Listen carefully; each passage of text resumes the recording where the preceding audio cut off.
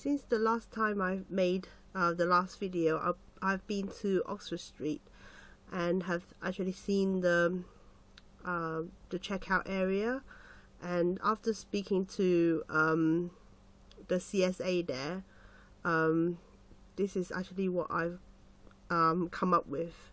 It's actually different from my initial vision, but it is actually improved one. So if we actually go to this tab called Input tab, now you see alongside here you will have the till number, okay, running down, and it is actually in a kind of a random structured way. I would later show you how I come up with these numbers, but they're all kind of spaced out. So you see there's 6, 8, 10, 12, and so on and so on. So they are actually spaced out, and you see you have got 4 columns. The first column is the people who are coming into work, opening, and the second column is people closing, and then it will read that person's rota side by side. So it's actually more obvious on Monday, 6th of June. So you see this person here is coming in at 8:30, and this person is coming in 4:15, like that. And then if I just scroll across, you will see that this person is always at the top because her rota is 8:30, and she is like one of the earliest person to come into work. But however, even though she's at the top of the page, her she will not be using the same till daily, because now I understand that it's actually not a nice thing to be on the same till all the time, because if you have a busy till right at the front, you'll be very tired consistently. So we look at the 6th, 7th, and the 8th, and the 9th, where this person going to be. So we go to the till rota here, and on the 10th she's actually in position 6. So I'm just going to copy that. Let me just get the till diagram. Hold on. So on the 10th of June she's on till 6, and till 6 is this position, and the queue actually come around here. And then let me see what she's doing the day before. Right, let me see. She's on till 9 the day before. So till 9 is this position. Okay, and then we go to the 8th. Now remember, her position is always at the top of that list. She's in till 2. So till 2 is the unlucky till because it's right at the front. And then on the 7th, let's see what she's doing on the 7th. 15. Oh, that's not too bad. Well, I don't know. It's near the front as well. And then we'll go to the 6th. The 6th. 7. So she's all the way up here. Okay. So what actually and then for all the others, their position changes as well. So how do I actually manage to do that? There is this page called rotational till, and you can see all these till numbers. Okay, so her position is right at the top, and then you can see each day she starts on a Monday, and then she will be jumping like this, the till number. And I have actually done it in an 8-day rotation, because after the 8th day I got really tired doing it. So what I've done is I just copied it and just duplicated the same sequence all the way through for 8 weeks. If you want to mix it up even more, I have a tool to help you. So if you see column B is actually hidden, so I'm just going to open it. You see this column, it has got 1, 1, 1, 1, 1, 1, 1, 1. So what it's doing is actually counting these number on these columns. So let's just say I want to redo column D again. So I'm just going to delete column D. Okay, let me just put it down D first. D, enter. Okay, so it's counting D. As you can see, number 16 I didn't delete, so 16 is here. So you could actually just go and put down 7. Just now put 7.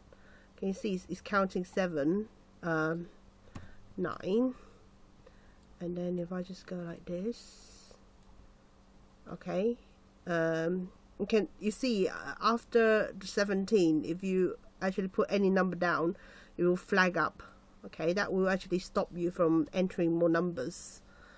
And once you have actually done that, you see these are the odd numbers, and this is actually being counted.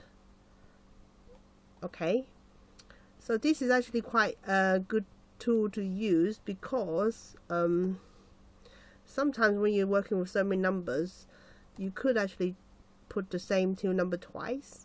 So here we'll just flag up you have done 2. Okay, so that this tool will actually help you to do all the till numbers up to 17 just once. You can see here I've done 15 twice, so delete that. 14 I haven't done, so I can put either 14 or 12. So I can just put down 12, and then here 14 I haven't done. 14, there you go, 1, 1, 1, 1.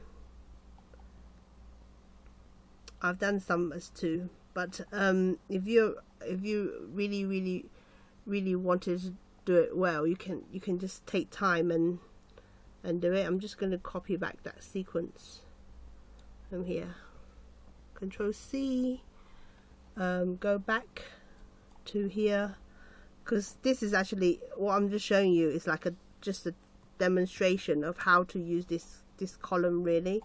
So all you need to do is you decide which column you want to further mix up. So for example, I want to further mix up H, so you just type in H. Okay, H, so it will start to count H. So I will delete 6 and 8 to show you 6 and 8, and you can see 6 is 0 and 8 is 0. So you can use this tool to help you, because I'm not even sure if I've done enough of a variation. But having said that, when people are sick or in training, that will further mix up the actual sequence. I will show you that in a moment. If you found what I've just said very confusing, don't worry, you will get it eventually, because it's like once you use it a few times, you understand what I've just talked about. At the moment it might be a complete blur to you. So let me see, we'll go back to input. So like I was saying, every 4 columns is a date. So you have the early and then the late, and then that would be the rota, so that it's easy for you to see how much time they're overlapping. So whatever you put on these columns, it will be reflected on the till rota. So if you just flick the dates through like this, it will just brings up all the information that you have just entered. And as you're flicking through the dates, the people's order will change, because the sheet I was showing you will change that order. So I'm going to show you how I actually input these names in.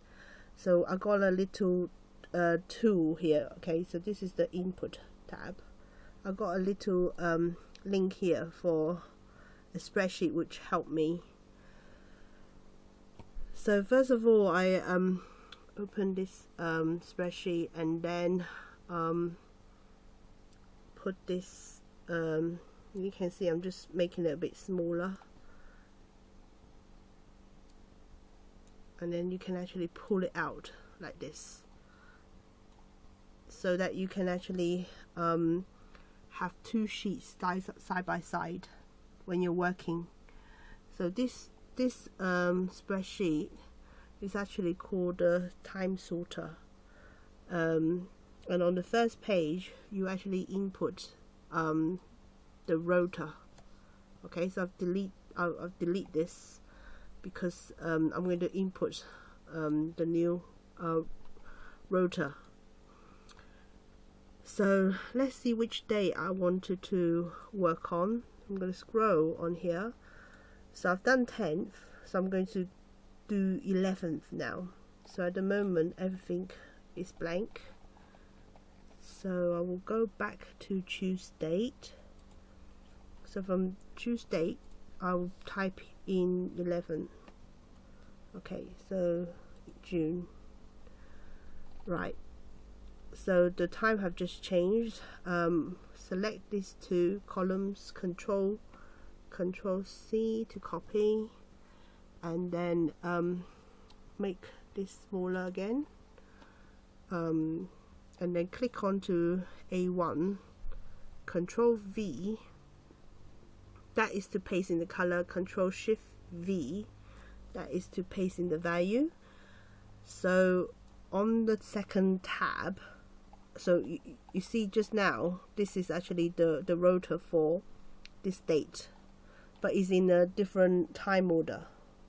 Okay, it's alphabetically arranged, but people coming in and out are different, so it's actually quite hard to work when you have time all jumbled up.